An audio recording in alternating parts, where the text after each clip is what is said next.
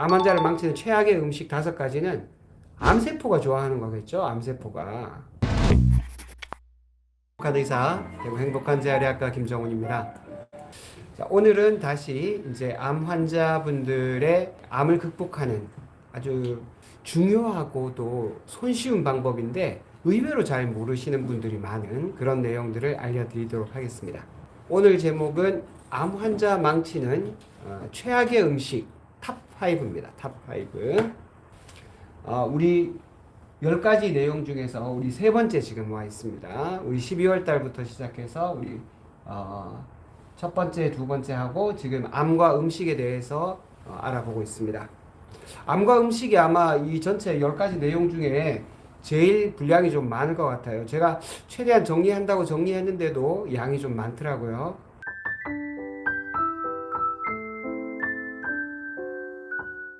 오늘은 암 환자 망치는 최악의 음식 탑5에 대해서 알아보도록 하겠습니다. 우리 큰 제목이 암을 극복하는데 뭘 좀 알아야 되지 않겠습니까? 암으로 암을 극복하는 과정인데 요 극복하는 과정을 막 지금 숯불에 막 태우고 있죠. 이렇게 태워서 먹으면 안 됩니다. 자, 오늘 도대체 우리가 쉽게 놓치고 있는 지금 탑5 음식이 아주 이상한 음식이 아닙니다. 우리가 평소에 너무너무 잘 먹는 음식들인데 이게 실제로 암 환자들한테는 암을 더 악화시키고 또 암이 없는 나는 건강한데 여러분들 38% 확률로 여러분 모두가 예비 암 환자입니다. 오늘 이 내용 모르고 마구 먹었다가는 언젠가는 여러분 일생에 한 번은 암이 걸리실 거예요. 자, 한번 보십시오. 국제암연구소라고 있습니다. IARC라고 하는 국제암연구소에서 발암물질을 이렇게 분류를 했습니다. 5가지로 분류했는데 1군 그룹 1 요거는 암을 유발하는 게 확실하다. 그 다음에 2A는 요 가능성이 꽤 높다. 2B는 암을 유발할 가능성이 그래도 좀 있다. 그 다음에 3구는 분류할 수 없다. 이건 뭐 잘 모르겠다는 거죠. 4구는 이거 별로 그럴 가능성이 없다. 이런 겁니다. 자, 1군 확실하다. 요게 술, 알코올, 그 다음에 가공육, 뭐 그름, 흡연, 매연, 그리고 자외선, 벤조피렌, 절인 생선, 요 한 126가지가 지금 정리되어 있습니다. 그 다음에 암을 유발할 개연성이 높다. 이상하다. 이거 간 흡축 요게 1군인데 2A인가? 요거는 한번 확인해 봐야 되겠습니다. 그 다음에 아크릴아마이드, 그 다음에 항암제 중에서 시스플라틴. 여기 1군에도 항암제들이 여러 개 들어가 있습니다. 그 다음에 2B군 가능성이 있는 거 휘발유, 그 다음에 경유, 니켈, DDT. 요거 신문 기사에서 따온 건데 요거 좀 에러가 있네요. 죄송합니다. DDT는 2A군입니다. 이 신문 기사에서 에러가 있었던 걸 제가 못 봤습니다. DDT는 2B가 아니고 2A입니다. 어쨌든 지금 오늘은 1군하고 2A군 확실하다, 상당히 가능성이 있다. 요 내용들을 중심으로 말씀을 드리겠습니다. 확실하게 암을 일으키는 발암물질 엄청 많은데 그 중에서도 몇 개만 보겠습니다. 요 빨간색으로 되어 있는 것이 음식하고 관련되는 것들이고요. 여기 약간 노란색으로 되어 있는 거 있죠? 이거 전부 다 감염하고 관련이 되는 겁니다. 에이즈 바이러스, 그 다음에 B형 간염, C형 간염, 카포시 6종 헤르페스, 카포시 6종 관련 헤르페스입니다. 일반적인 우리 입에 나거나 또 대상포진 이런 거 말고요. 카포시 6종이라는 진짜 암이 있습니다. 그 다음에 간흡충, 여기 1군이죠, 1군. 그 다음에 앱스타인 바 바이러스, 헬리코박터, 그 다음에 인유두종, 이런 것들. 부인과 암을 많이 일으키고, 이건 위암 일으키고, 그러죠. 이런 것들이 전부 다 감염을 통해서 암을 일으키는 거고, 빨간색들, 여기 가공유, 그름, 나이트로사민, 미세먼지, 술, 그 다음에 소금에 절인 생선, 뭐 아플라톡신, 에탄올, 뭐 오라민, 뭐 이런 것들이죠. 뭐 이런 거 햇빛, 햇빛이 아니고 엄밀하게 말하면 자외선이죠, 자외선. 요거는 뭐 저기 칡농쿨 관련한 그런 음식들입니다. 근데 우리가 지금 이렇게 보면 확실히 알 수 있는 것도 있습니다. 전자담배를 포함하는 담배, 뭐 술, 소금에 절인 생선 이러면 확실히 알겠죠. 근데 뭐 벤조피렌, 벤지덴, 부타기 이러면은 모르잖아요. 잘 모르죠. 대부분은 근데 우리가 일상생활에서 잘 접할 수 없는 것들이라서 이런 것들은 화학전 무기거든요. 생화학전 할 때 나오는 무기, 농약하고 관련되는 것들 이런 것들이기 때문에 뭐 우리하고 직접적인 관련이 별로 없고 요런 거 빨간 거 벤조피렌 요거 저기 음식 태울 때 나오는 거 나이트로사민도 그렇고요. 아플라톡신 요런 거는 땅콩에 잘 생기는 그 곰팡이균 같은 종류입니다. 자, 요런 것들에 대해서 구체적으로 좀 알아보도록 하겠습니다. 그 다음에 이 A군 여기가 DDT 들어가 있죠. 옛날에 그 농약. 그 다음에 심지어 뜨거운 음료 65도 이상 뜨거운 음료도 이 구강암을 잘 일으킵니다. 또 밤에 교대 근무하는 거 이것도 굉장히 그 EA군 발암물질 상당히 암을 일으킬 가능성이 높다고 나와 있습니다. 아크릴아마이드 그 다음에 마테차 이런 것도 저기 그 EA군 발암물질로 나와 있더라고요. 자, 오늘 우리가 그 무엇을 먹을 것인가, 어떤 음식이 암 환자들한테는 최악의 음식인가 이 얘기를 시작하기 전에 요거 한번 잠깐 살펴보겠습니다. 검은 늑대, 흰 늑대 이야기 잘 아시죠? 체로키 인디언 부족에서 구전돼서 오는 이야기죠. 어떤 나이 많은 추장이 그 손자하고 이야기하는 장면입니다. 우리 안에는 늘 아주 테러블 파이트가 있다고 합니다. 늘 끔찍한 싸움이 일어나고 있습니다. 요 검은 늑대, 흰 늑대 이게 다 우리 안에 있다는 거죠. 검은 늑대는 악이다.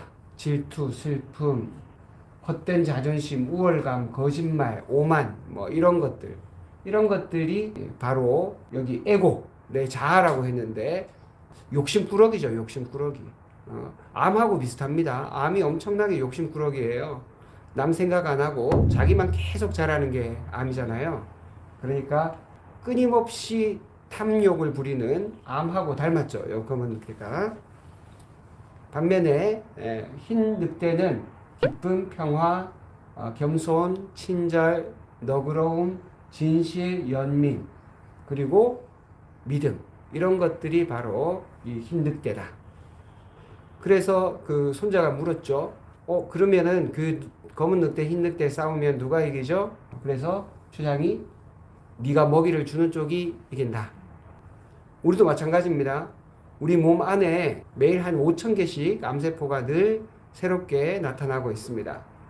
그러면 이 5,000개가 되는 암세포가 면역세포에 의해서 억제되지 않고 2배씩 늘어나는 거를 한 서너 번만 해버리면은 엄청나게 늘어나서 바로 암이 걸릴 거예요. 근데 그런 암세포들이 다 억제가 되고 있다는 겁니다. 그런데 억제가 잘 되지 않으면 진짜 암이 되겠죠. 그런데 암세포가 이기냐, 면역세포가 이기냐, 누가 이길까요? 우리가 먹이를 주는 쪽이 이깁니다. 암세포가 이길 수도 있고 우리 면역세포가 이길 수도 있는데 이렇게 암세포가 이긴다는 것은 우리가 암세포가 좋아하는 먹이를 줬다는 뜻이죠. 암 환자를 망치는 최악의 음식 5가지는 암세포가 좋아하는 거겠죠. 암세포가. 그래서 이 검은 늑대가 좋아하는 최악의 음식, 여기 암이라고 칩시다.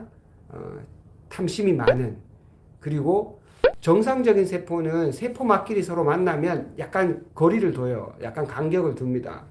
그런데 암세포는 정상세포를 만나면 세포막을 침입해가지고 밀고 들어와요. 그게 암세포예요. 우리가 정상적인 관계라면 우리가 서로 만나서 일정한 살짝 거리를 두죠. 서로가 불편해하면. 근데 그 거리를 무시하고 침범하는 아이들이 바로 암세포입니다. 우리도 그러면 안 되죠. 누군가가 불편해하고 힘들어할 때는 딱 멈춰서 가지고 그 사람에게 일정한 거리를 두고 그 사람이 자기 막을 잘 유지할 수 있도록 우리가 좀 배려하고 존중해 줘야 되겠죠. 자, 5가지 보도록 하겠습니다. 자, 첫 번째는 빵입니다. 빵. 그 중에서도 최악의 빵은 뭘까요? 3개가 있습니다. 3개.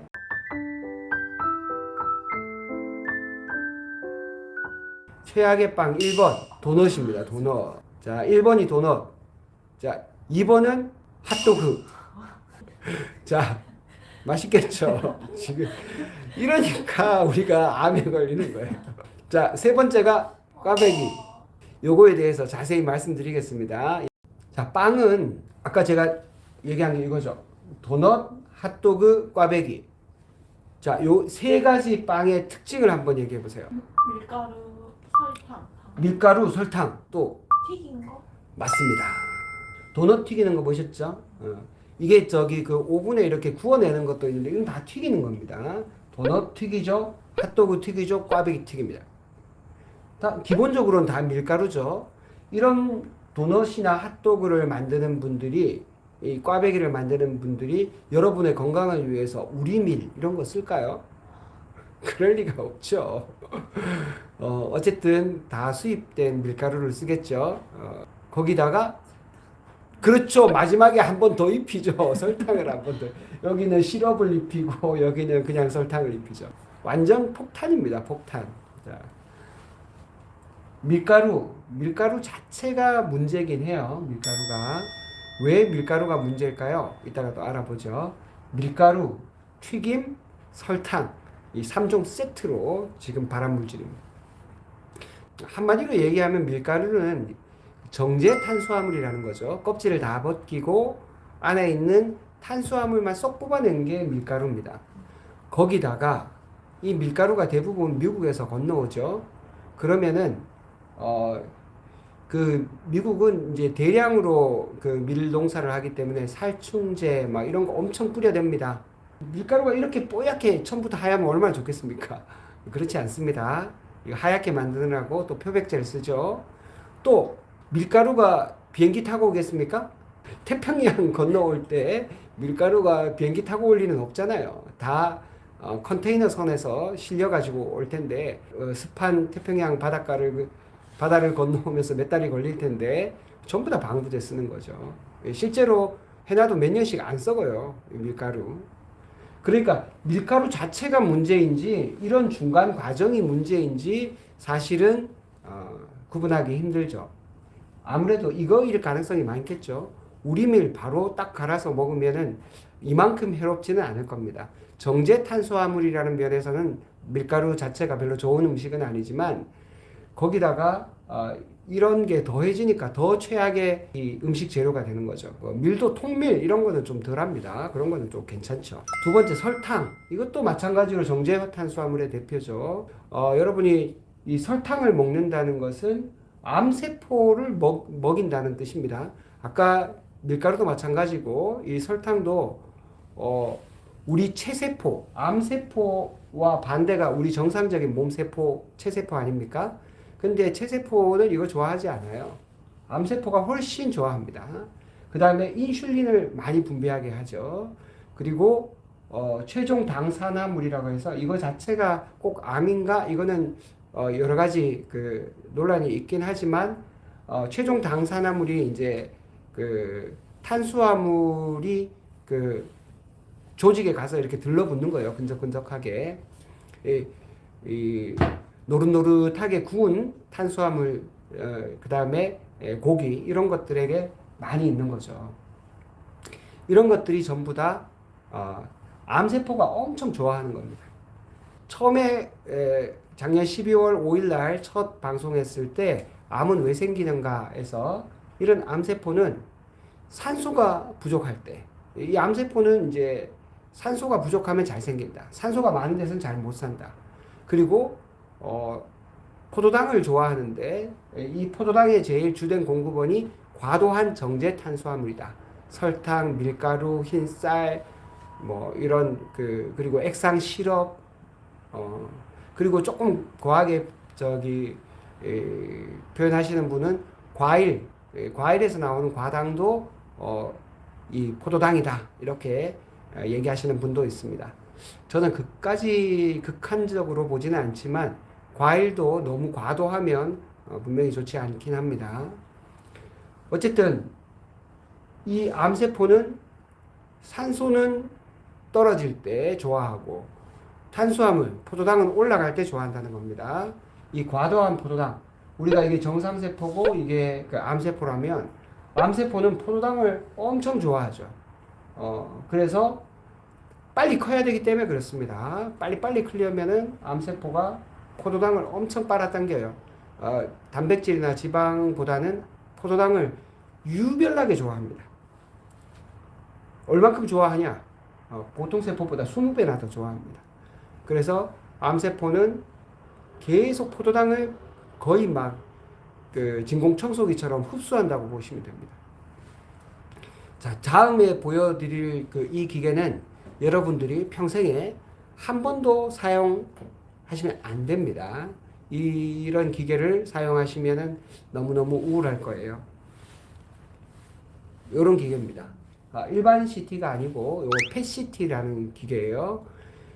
펫CT라는 기계에 지금 여기 뭘 이렇게 주입해서 여기 연결해서 넣는데 이 환자분한테 포도당을 넣는 겁니다. 포도당에다가 그 마커 어떤 표지자를 집어넣어서 검출하는 거거든요. 그래서 그렇지만 어쨌든 주 내용은 포도당입니다. 포도당. 자, 포도당을 넣어가지고 결과가 어떻게 나오냐? 이렇게 나옵니다. 암 환자들은 막 이렇게 색깔이 이렇게 시커멓게 이렇게 표시되는 데 있죠?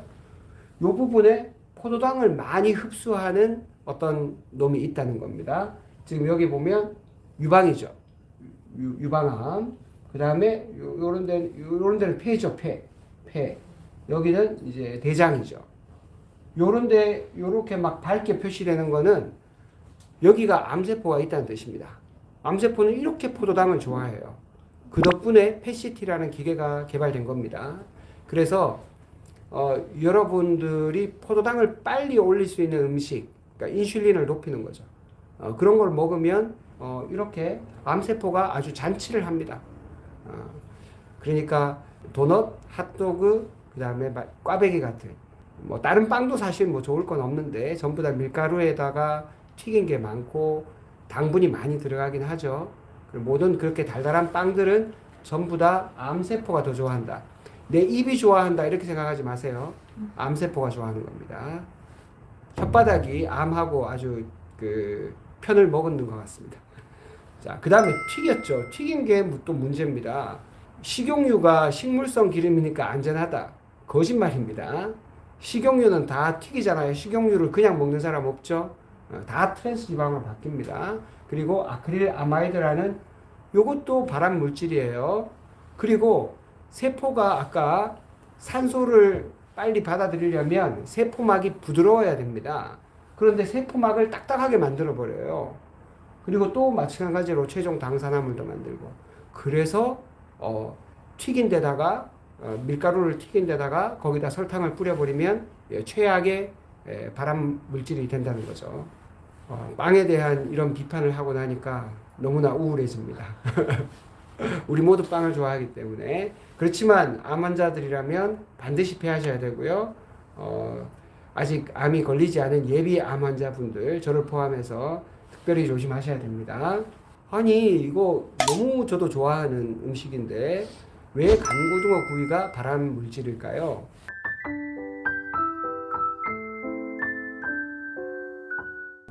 자, 이게 뭐냐 하면 요 앞에 숫자가 있죠. 두 개가 있죠. 앞에가 미세먼지입니다. 미세먼지. 두 번째, 이게 최악의 미세먼지 기준에서 몇 배냐 이런 겁니다.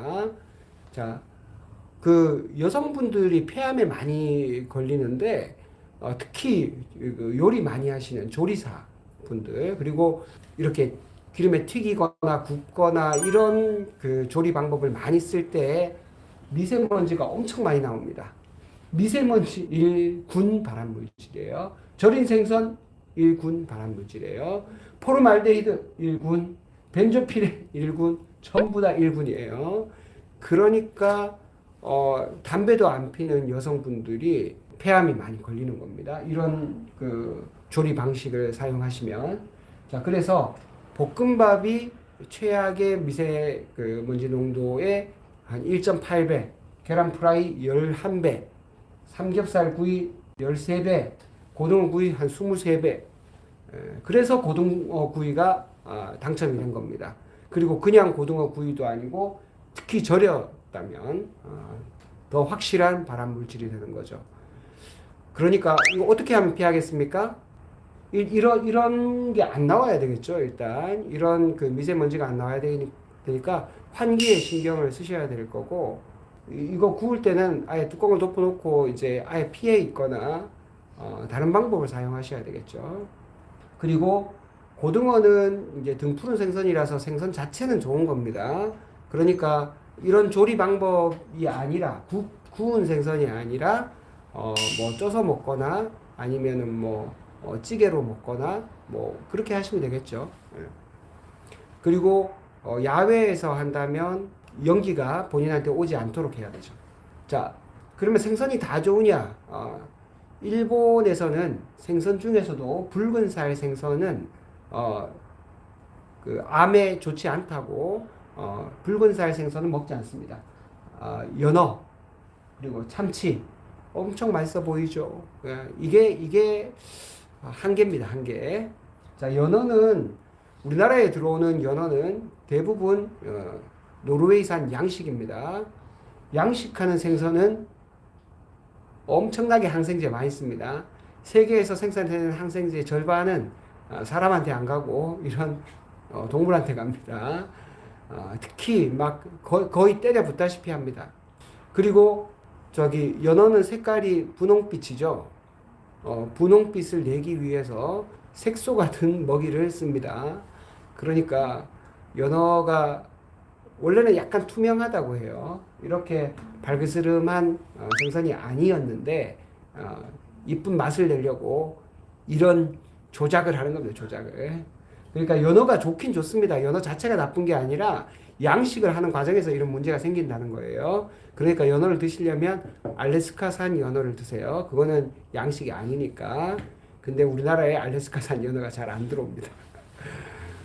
참치는 말할 것도 없죠. 굉장히 참치가 덩치가 크잖아요. 그래서 바다에서 나오는 모든 안 좋은 물질들이 다 농축이 됩니다. 최상위 포식자라서. 미세 플라스틱, 수은과 같은 중금속 이런 거 다 농축됩니다. 참치회 엄청 좋아하시는 분 예전에 그 중금속 검사해 보니까 수은 진짜 높게 나오더라고요.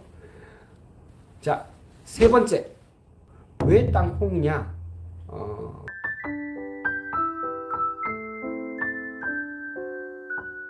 땅콩만 그런 건 아니지만 땅콩이 유별나게 좀 많습니다. 자, 잘못 보관된 견과류, 이런 뭐 땅콩 포함해서 호두, 아몬드, 뭐 캐슈넛 이런 것 전부 다 문제가 될 수 있습니다. 여기 쓰여 있죠? 아플라톡신이라는 것 자체가 요 곰팡이 종류입니다. 아플라톡신이 1군 발암 물질입니다. 그러니까 여러분들 잘못 보관했다는 것은 상온에 그냥 보관했다는 거죠. 이거는 바로 산패합니다. 견과류는 지방이 많잖아요. 그 지방이 금방 산패해서 이런 아플라톡신이라는 곰팡이 종류가 잘 쓸게 됩니다. 그래서 어떻게 하면 그러면 잘 보관할 건가? 냉동 보관하셔야 되고요. 그 다음에 밀폐 용기 같은 거 아니면 이렇게 산소 딱 빼가지고 이렇게 비닐봉지에 이렇게 딱 그 공기를 빼고 압착하는 거 있죠? 그런 거에다가 보관하셔야 돼요. 모든 기름류는 다 그렇게 보관하시는 것이 원칙입니다. 안 그러면은 일단은 그 개봉을 했다면 빨리 먹어버리는 거고요. 그 다음에 우유가 왜 이렇게 최악일까요? 그 2차 대전 후에 필리핀이 독립하고 난 다음에 미군이 엄청나게 원조를 많이 해줬어요. 그런데 그때 당시에 이 필리핀인데 그때는 필리핀이 우리보다 훨씬 잘 살았습니다. 갑자기 필리핀 사람들이 암이 엄청 많이 걸리는 거예요. 그것도 간암이 많이 걸린 거예요. 땅콩에다가 우유를 같이 먹으니까 간암이 더 확실히 많이 걸리더라는 겁니다. 그러니까 우유 자체도 나쁘다는 암에 좋지 않다는 연구도 많이 있어요, 실제로. 특히 유방암, 대장암 엄청 많습니다. 어떤 분은 유방암이 5번인가 재발을 했대요. 나는 왜 병원에서 하라는 대로 다 했는데 왜 이렇게 자꾸 유방암이 재발되냐? 또 멍울이 잡힌 다음에 이분이 알아보니까 자기가 그렇게 잘 먹는 유제품들, 요거트나 우유 같은 치즈, 버터 이런 유제품들이 특히 유방암의 쥐약이라는 겁니다. 그래서 이분이 그런 모든 유제품을 끊고 난 다음에 얼마 안 지났더니 그 멍울이 사라졌다. 그런 얘기를 본 적이 있습니다. 그러니까 우유 자체가 안 좋은 걸까요? 저는 이것도 밀가루하고 비슷하다고 생각합니다. 우유 자체가 안 좋기보다는 지금 우유를 만들어내는 환경 자체가 안 좋다라고 볼 수 있어요. 우리 그 젖소들이 풀 뜯어 먹지 않잖아요. 전부 다 사료 먹고 항생제 엄청 많이 쓰고 이런 건초나 이런 거 하는데도 살충제 많이 쓰죠. 또 따닥따닥 붙어서 하니까 소독제 엄청 많이 쓰죠. 그 다음에 젖소를 빨리 키워가지고 빨리 우유 뽑고 도축해버리거든요. 원래 소가 한 3, 40년 사는데 한 15년밖에 못 살아요. 절반밖에 못 사는 이유가 빨리 키워가지고 우유 뽑고 육으로 버려버리는 겁니다. 그렇기 때문에 이제 성장 촉진제를 많이 쓰죠. 이런 것들이 다 그 암을 일으키는 원인이 되지 않나 그렇게 생각합니다. 자, 네 번째 가공육입니다. 우리가 좋아하는 이런 것들이 왜 안 좋을까요?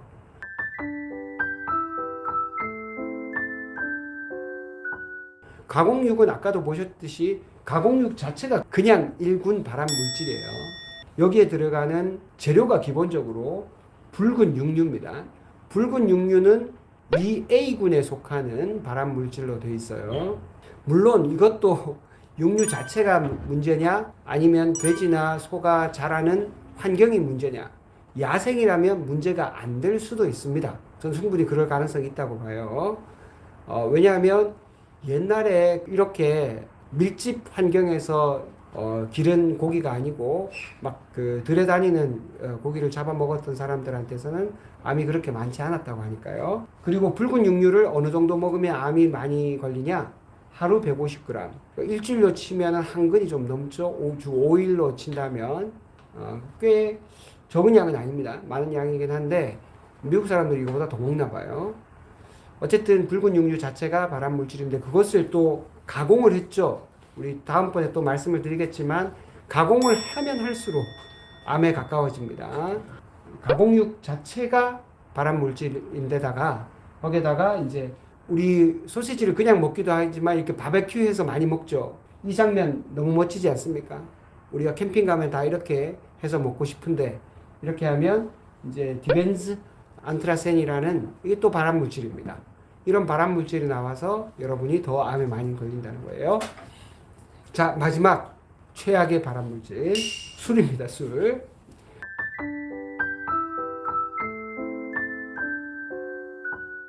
아세트알데히드 자체가 발암 물질이고요. 그 알코올의 양과 비례합니다. 그러니까 뭐 한 잔은 괜찮지 않냐? 괜찮지 않습니다. 조금 암이 생길 각오하고 먹는다 이렇게 생각하시면 되겠습니다. 특히 이제 간암이 많이 생기는데 이 간암은 이제 간염, 간경화, 간암 이런 식으로 진행을 많이 하죠. 간염은 이제 뭐 바이러스 때문에 생기기도 하고요. 술 때문에 생기는 알코올성 간염도 많죠. 그 다음에 지방간도 굉장히 위험한데 지방간은 사실 술 때문이 아니라 아까 얘기한 정제 탄수화물 때문입니다. 그리고 이렇게 알코올이 우리 몸에서 분해되면서 에스트로겐을 만들고요. 에스트로겐 자체가 그 발암 물질이에요. 그 다음에 이런 유전자를 변화시키고 또 산화 스트레스를 일으키고 그래서 술은 모든 소화기 암에 다 연관이 됩니다. 구강, 식도, 뭐 췌장, 대장 이런 데 다 연관이 되고 또 인두암, 후두암 이런 요 위쪽의 암, 그 다음에 소화기관 관계되고 유방암에도 술은 치명적입니다. 그러니까 회식을 하면 안 돼요. 우리가 회식을 하면 다 치맥을 먹자, 치맥. 회식을 좀 샐러드 먹고 잘 안 되겠죠? 다 치맥을 먹죠. 그러니까 술하고 튀긴 이런 음식들 만나면 아주 최악이죠.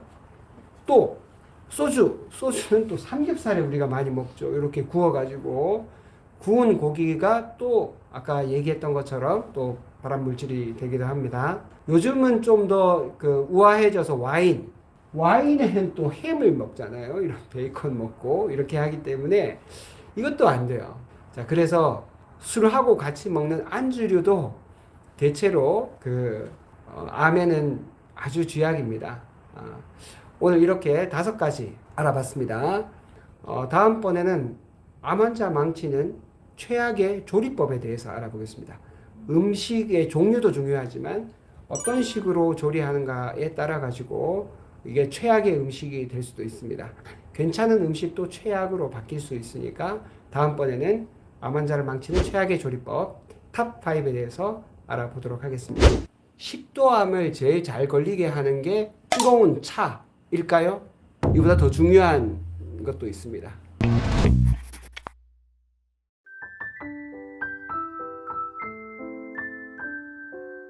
자, 우리 암 환자와 음식에 관계되는 이야기를 하고 있는데 지난주에 최악의 음식이었죠. 오늘은 조리법 5가지입니다.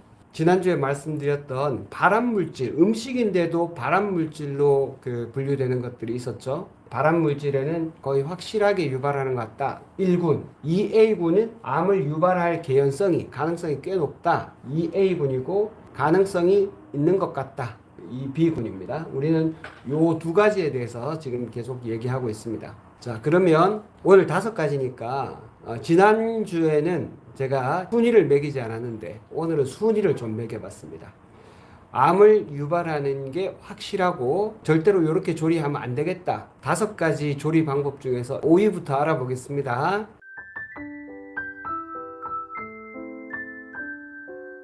뜨거운 음료, 뜨거운 음식 65도 이상이라고 암 연구에서는 그렇게 보고하고 있습니다.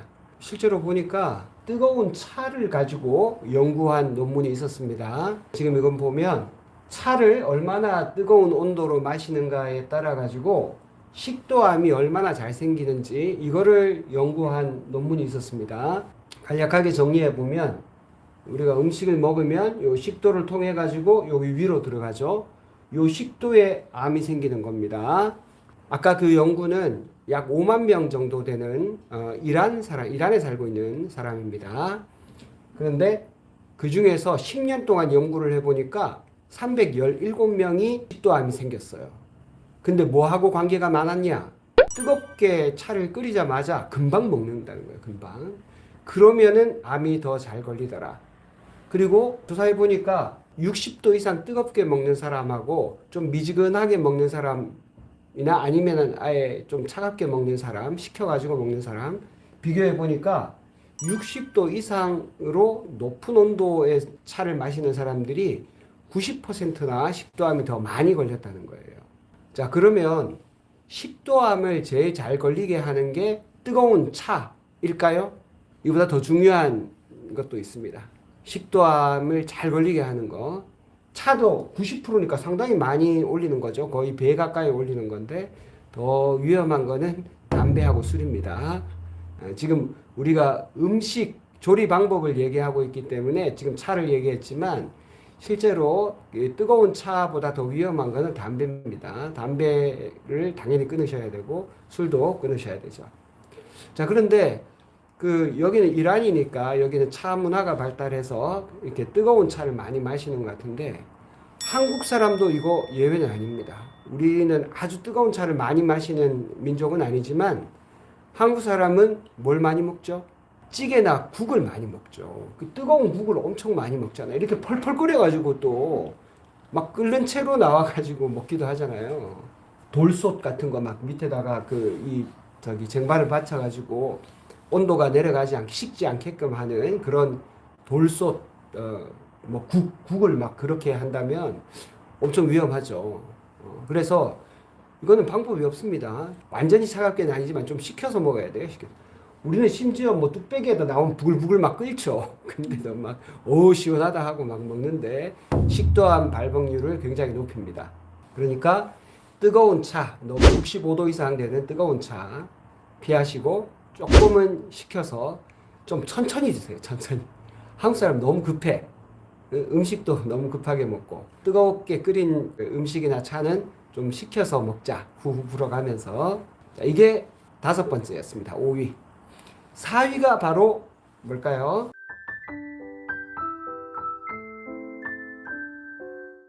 4위가 바로 뭘까요? 4위가 튀김입니다. 튀김은 그 암뿐만 아니라 심혈관계 질환에도 굉장히 좋지 않은데 그 아크릴 아마이드라는 그 이군 발암 물질이 나옵니다.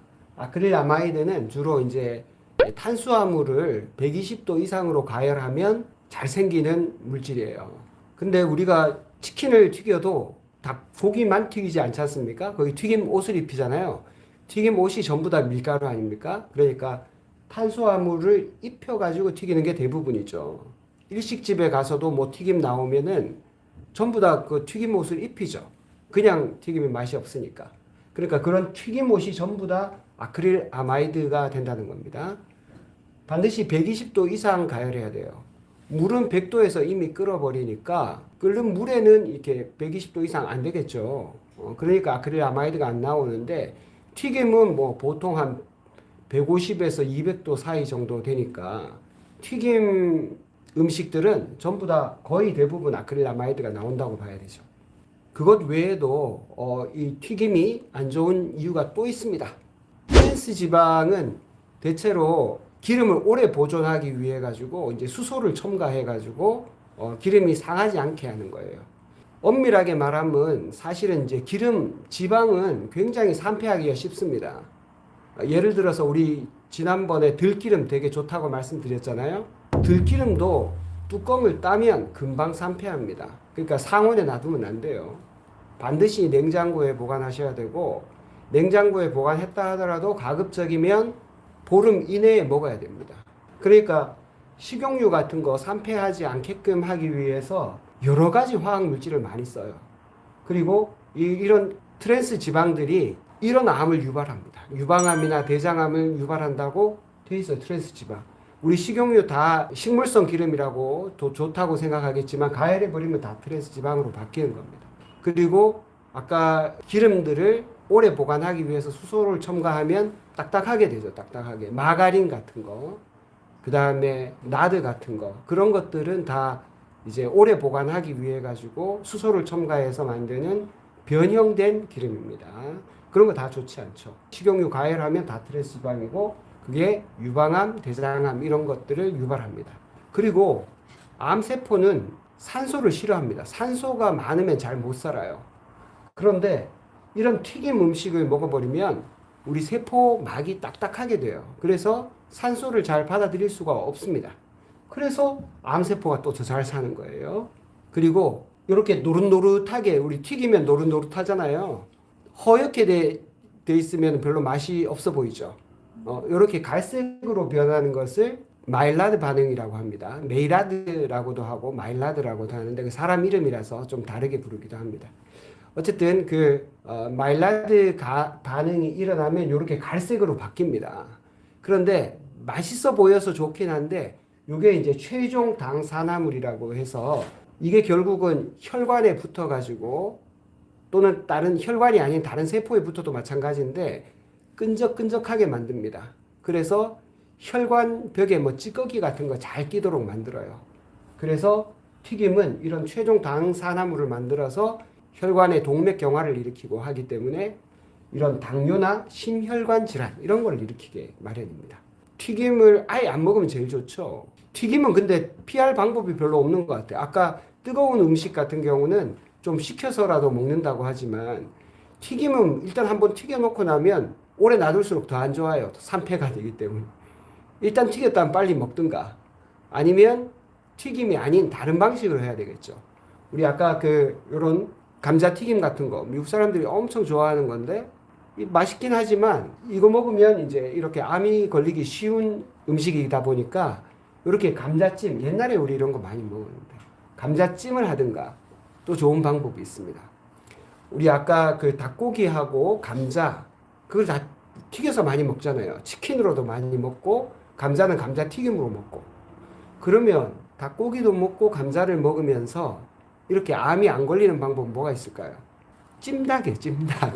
닭고기에 여기 감자 많이 나오잖아요. 그래서 찜닭으로 하시면 아까 치킨 프라이드 그리고 감자튀김 이런 거보다는 이제 암 걸릴 확률이 적겠죠. 지금 이렇게 말씀드리는 것은 확률을 계속 줄이자는 겁니다. 암이 발생할 수 있을 만한 다양한 것들을 우리가 먹기 때문에 가급적이면 확률을 줄이자는 거예요. 치킨 프라이드 먹고 암 걸렸다. 지금 뭐 이렇게 얘기하려는 건 아닙니다. 가능성이 높아지니까 최대한 줄이자는 거예요.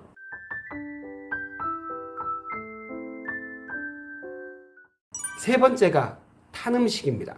자, 여기서 노란색으로 표시한 것은 1군입니다. 1군. 그러니까 뭐 거의 암이 걸릴 것이 확실하다라고 얘기하는 거고 이 색깔이 구분이 잘 안 되겠네요. 요거 조금 더 진한 색인데 어쨌든 요거는 2군 발암물질입니다. 지금 여기 보면 이름 어렵죠. 이렇게 긴 거 외울 필요 없고 더한 방향족 탄화수소 영어로는 PAH라고 하는데 PAH 종류가 여러 가지 있어요. 벤조피렌이 제일 대표적이고 이건 1군 발암물질입니다. 요 훈제를 하거나 바베큐를 하면 여기 요거 새까맣게 탄 거 요런 것들이 다 이런 벤조피렌이 나와서 1군 발암물질이 되는 겁니다. 그 다음에 나이트로사민도 종류가 많은데 그 중에서 나이트로소메틸아민, 나이트로소에틸아민 이런 것들이 2군 발암물질이에요. 그리고 아크릴아마이드 아까 얘기했죠? 이것도 2군 발암물질이고 대표적으로 우리나라는 뭐 숯불구이 너무 좋아하죠. 다들 불맛 엄청 좋아하는데 실제로는 암이 걸릴 가능성이 높아지는 겁니다. 물론 어떤 분들은 이렇게 얘기하는 분도 있더라고요. 저기 탄 음식 먹어가지고 암이 걸리려면 진짜 한 트럭 먹어야 된다면서 괜찮다고 막 먹으라고 이렇게 얘기하시는 분도 있던데 우리가 발암물질을 탄 음식만 먹는 게 아니잖아요. 매연도 있고 미세먼지도 있고 뭐 스트레스도 있고 온갖 그 발암물질이 주변에 막 널려 있는데 줄여야죠, 당연히. 아까 그 튀김과 마찬가지로 직화구이를 하게 되면 세포막이 딱딱해져서 산소가 잘 통과 못하고 또 최종 당산화물이 생기면서 당뇨나 심혈관 질환, 실제로 당뇨는 암의 위험 인자입니다. 심혈관 질환도 마찬가지고 전부 다 당뇨가 있으신 분들은 암에 더 잘 걸려요. 그리고 높은 온도로 가열하는 것 자체가 HCA라는 요것도 발암물질의 일종입니다. 높은 온도로 육류를 가열하거나 우유 같은 유제품 이런 걸 가열하면 다 요거 생깁니다. 그러니까 탄 음식은 가급적이면 피하고 최대한 잘라내면 좋겠죠. 그러면 어떻게 해결할 거냐? 이걸 잘 들으셔야 돼요. 탄 음식을 안 먹는 게 제일 좋죠. 그렇지만 어쩔 수 없이 이렇게 먹게 되는 경우에는 조리법을 바꾸면 제일 좋겠죠. 그래서 수육 이렇게 드시면 제일 좋고요. 그 다음에 찜 타진 않으니까. 그리고 수비드라는 거 아십니까? 저도 수비드로 한 고기를 먹어봤는데 부드럽고 맛은 되게 좋던데 수비드는 제가 확실하게 얘기를 못 하겠어요. 왜냐하면 그렇게 직화로 하지 않는 것들은 다 좋긴 한데 수비드는 보시면 진공을 해야 돼요. 그 비닐팩에다가 진공을 한 상태에서 약간 뜨거운 물, 한 50도 내지 70도 정도 되는 좀 뜨거운 물에다가 오랫동안 담가 놓는 겁니다. 그 맛은 좋은데 과연 이 비닐에서 미세 플라스틱이랑 그렇게 오염 물질이 나오지 않을까? 거기에 대해서는 제가 좀 찾아봤는데 안전하다라고 확실하게 보장되는 내용을 아직은 못 찾았어요. 물론 여기서 나오는 물질들이 암을 일으킨다 이런 것도 못 찾았지만 안전하다는 것도 못 찾아서 수비드에 대해서는 보류하겠습니다. 이렇게 찌거나 삶아서 수육이나 찜으로 하는 이런 방법이 제일 좋겠죠. 자, 그런데 어쩔 수 없이 먹는 경우가 있잖아요. 이런 벤조피렌의 독성을 줄이려면 어떻게 하면 좋을까? 우리 식약처에서 이런 것까지 친절하게 또 해놨어요. 계피, 딸기. 근데 우리가 숯불구이 먹으면서 계피나 딸기를 먹을 수는 없으니까 자, 보세요. 미나리, 상추 이런 걸 먹을 수 있죠. 양파 이런 거 먹을 수 있지 않습니까? 그래서 구이를 해 먹을 때 꼭 숯불 구이만은 아닙니다. 탄 음식은 다 생길 수 있어요. 우리는 삼겹살을 먹더라도 미나리 삼겹살 엄청 많이 먹죠. 양파 여기 너무 탄 것 같죠? 양파 좀 덜 태우고 먹으면 좋겠습니다. 그 다음에 상추, 샐러리 이런 거 같이 먹으면 아까 한 약 20% 정도는 벤조피렌의 효과를 떨어뜨릴 수 있다. 또 중요한 게 있습니다. 비타민 C가 풍부한 음식을 같이 먹으면 나이트로사민, 벤조피렌 같은 거 그런 독성을 줄일 수 있다는 거예요. 이 중에서 우리가 같이 먹을 수 있는 거, 레몬을 우리가 고기 구우면서 먹을 수는 없으니까 여기 있죠. 풋고추, 브로콜리 이런 거 먹으면 되겠죠. 시금치는 좀 고기 구우면서 먹기는 좀 그러네. 자, 비타민 E가 풍부한 거, 이게 다 항산화제입니다. 비타민 E가 풍부한 거 같이 먹으면 또 좋습니다. 뭐 토마토 이런 거 먹을 수 있죠. 그 다음에 벨페퍼라고 하는 거는 뭐 피망, 파프리카 이런 종류예요. 이런 거 같이 드시면 확실히 구운 고기를 먹을 때도 발암 물질을 좀 덜 생기게 할 수 있습니다. 그래서 우리가 구운 음식을 먹을 때는 풋고추 그리고 피망, 파프리카 같은 단맛이 나는 이런 고추 종류를 같이 먹으면 좋겠다. 자, 이게 3등이에요, 3등.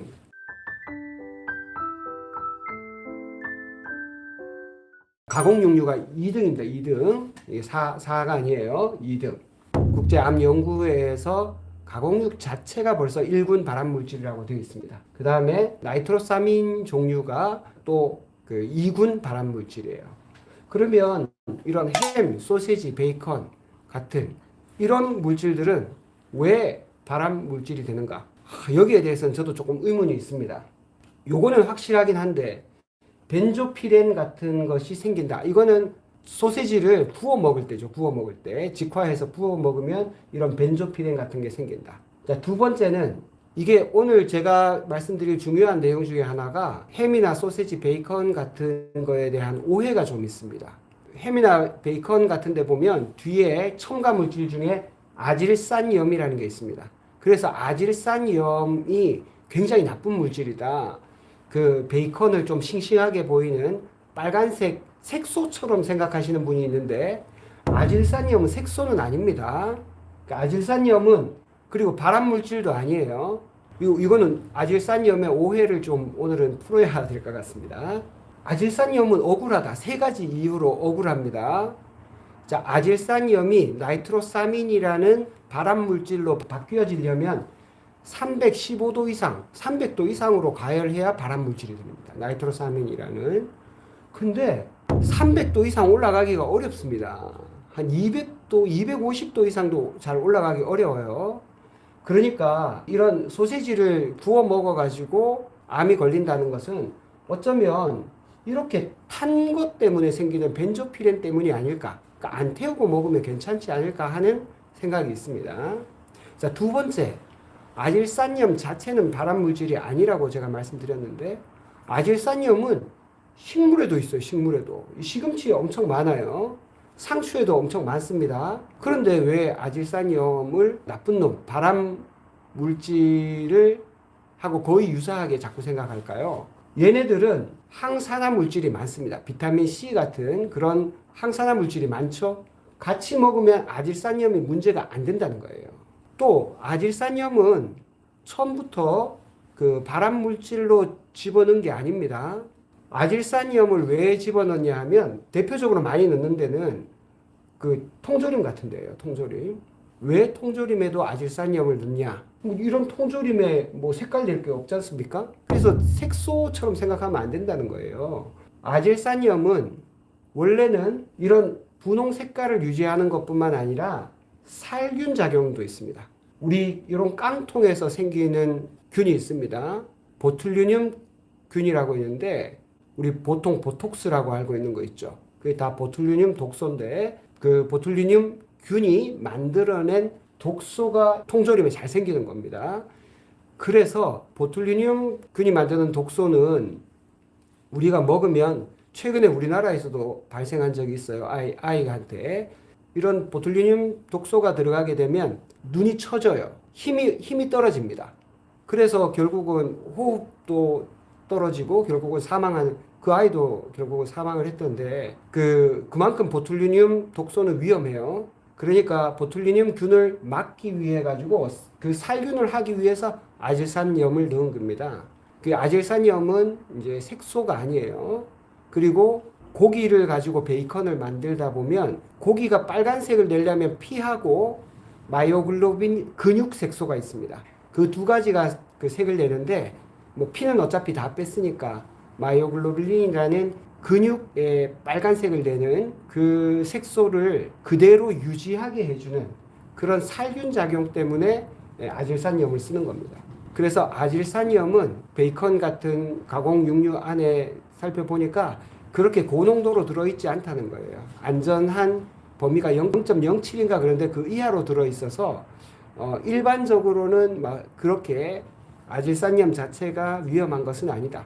그러면 어쨌든 국제암연구회에서는 가공 육류는 다 1군 발암 물질이라고 그랬으니까 모든 햄, 소세지, 베이컨이 그러면 다 나쁜 건가? 저는 모든 게 다 그렇다고 보지 않습니다. 그렇지만 공장에서 대량으로 만드는 것들은 가공 과정을 거치면서 다양한 그 인공 첨가물이 들어가면서 위험할 가능성은 충분히 있다고 봐요.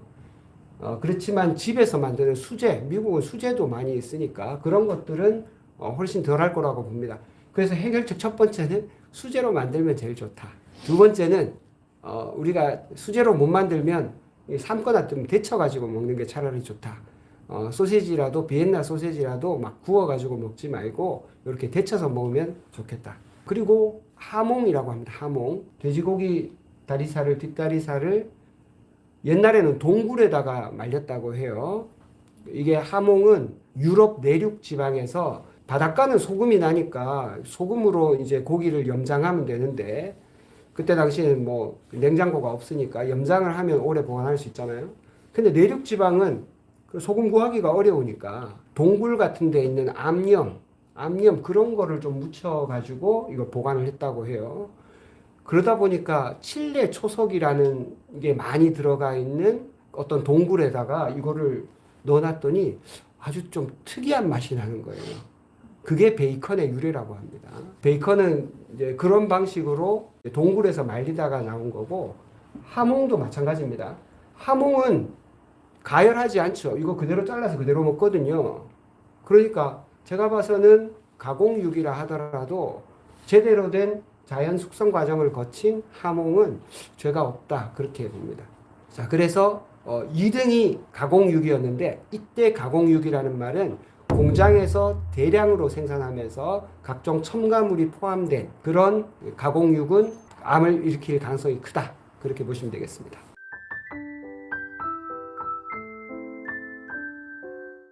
대망의 1위는 염장 생선 구이입니다.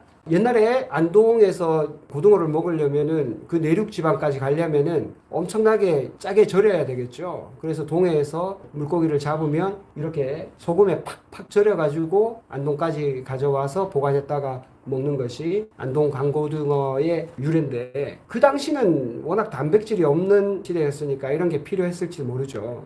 그렇지만 지금은 보세요. 간고등어, 염장 생선인데다가 구이를 하니까 포르말데히드, 절인 생선, 미세먼지, 벤조필, 이거 전부 다 1군 발암물질입니다. 이거 한꺼번에 다 나오는 거예요. 저번에 말씀드렸지만 고등어 구기는 최악의 미세먼지 농도의 20배가 넘습니다. 이런 정도로 미세먼지가 많이 나오기 때문에 반드시 그 환기를 잘 시켜주셔야 되고, 가급적이면 뚜껑을 닫든지 이런 방법으로 여기서 나오는 미세먼지를 최대한 피해야 됩니다. 그러면 염장 생선일 뿐 아니라 염장한 것도 나쁜데 거기다가 구웠으니까 더 나쁘죠. 그러면 어떻게 우리는 염장 생선을 암이 안 걸리게 좀 안전하게 먹을 수 있을까요? 조리 방법만 바꾸면 훨씬 좋아져요. 고등어찜, 조림 이런 거 하면 되죠. 더 좋은 게 있습니다. 싱싱한 고등어회 완전히 좋습니다. 제가 이틀 전에 의사협회 그 논설위원들하고 같이 저녁을 먹을 기회가 있었는데 횟집에서 회를 먹었는데 혈당이 거의 안 올라가는 거예요. 꽤 먹었는데. 그러니까 회가 혈당을 별로 안 올립니다. 그때 같이 뭐 몇 가지 약간 당이 오를 만한 것도 먹었는데 거의 안 올랐어요. 그러니까 생선회가 혈당을 올리지 않는데 굉장히 좋고, 특히 암 환자들이라면 혈당이 스파이크가 쫙 올라가는 거 한번 먹으면 30분, 1시간 만에 혈당이 쭉 올라가는 음식들이 있거든요. 그런 거 다 피해야 돼요. 그래서 고등어 염장하지 말고 회로 먹으면 제일 좋다. 근데 고등어는 기능의학 학회에서는 고등어가 약간 큰 생선에 들어갑니다. 생선은 크면 클수록 뭐가 안 좋죠? 오염 물질이 축적이 됩니다. 뭐 수은이라든지 그 다음에 미세 플라스틱이라든지 바다에 오염되어 있는 그런 물질들이 크면 클수록 생선은 더 많이 축적이 돼요. 오래 살수록. 문어 같은 거 오래 사니까 굉장히 축적이 많이 되죠. 참치 엄청 큰 생선이잖아요. 많이 축적됩니다. 그래서 큰 생선은 피하는 게 좋아요. 겨울에 이런 염장 생선을 대체할 수 있는 최고의 음식이 있습니다. 뭘까요? 과메기. 보통 이제 삼겹살이 단백질 함량이 한 13% 정도 되고요. 소고기나 닭가슴살 이런 게 한 22% 정도 돼요. 그런데 과메기는 단백질 함량이 거의 한 40% 가까이 됩니다. 38%. 말렸으니까 그렇겠죠. 말렸으니까. 꽁치든 아니면 청어든. 꽁치나 청어는 고등어보다 작죠. 얘네들은 작은 생선에 속해요. 그래서 오메가3가 풍부한 작은 생선을 먹을 수 있다. 더군다나 단백질도 엄청 풍부하다. 좋죠? 그리고 아까 풋고추. 우리 과메기 먹을 때 풋고추 들어가잖아요.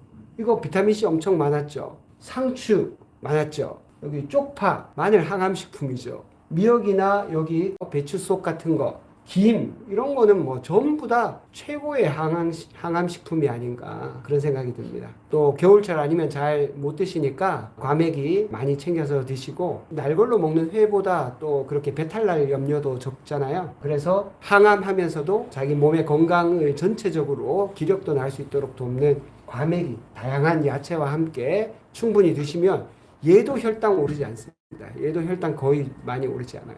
자, 오늘은 이렇게 암 환자들을 망치는 최악의 조리 방법 탑5를 알아봤습니다. 제가 나쁜 조리 방법만 알려드린 게 아니고 그 조리 방법을 피해서 어떻게 하면 더 우리에게 유익하게 먹을 수 있을지 같이 말씀드렸으니까 꼭 기억해 두셨다가 암 환자분들은 반드시 이렇게 드시면 좋겠고 또 암이 걸리지 않은 분들이라도 이렇게 드시면 암도 안 걸리지만 살도 빠집니다. 그래서 일석이조니까 꼭 챙겨놓고 보시기 바랍니다.